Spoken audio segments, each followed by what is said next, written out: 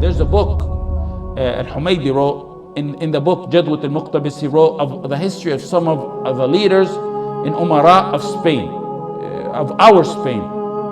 And he wrote about a story about one of the leaders, and it included Ibn Hazm, the great Imam Ibn Hazm's father, who was from Spain. You know, Ibn Hazm was from Andalus. The leader, his name is Al-Mansur. Al-Mansur had a day when people would come in to him and convey their problems, write letters of request, speak to him about matters. One day a woman came in pleading that her son be released from prison. Al-Mansur had imprisoned her son. She came begging and pleading that Al-Mansur release her son.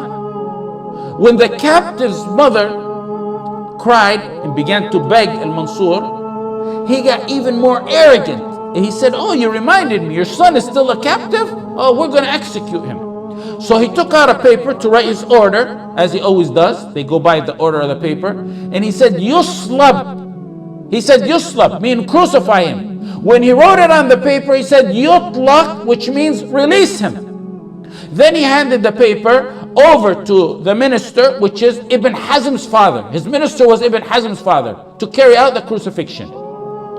Sometime later, maybe the next day, he asked his minister or deputy, Ibn Hazm's father, "Did you carry out the crucifixion?"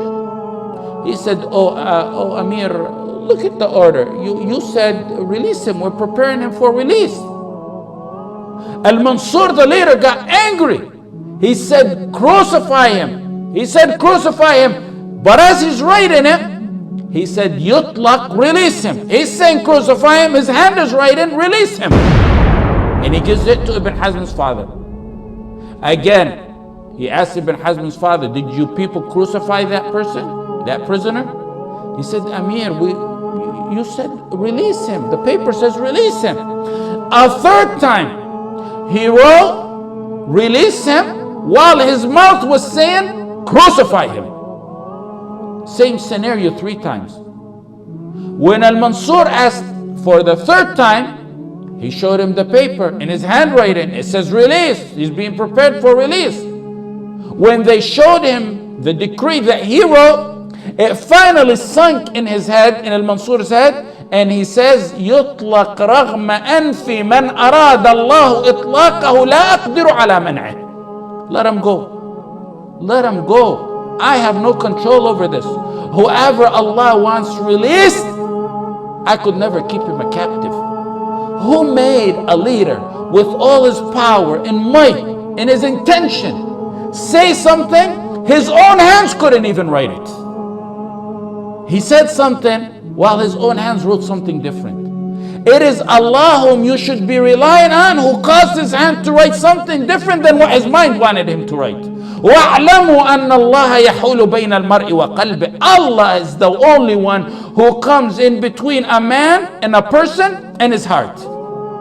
You have a marital issue, turn to Allah, because He controls your spouse's mind more than your spouse controls his mind or her mind themselves.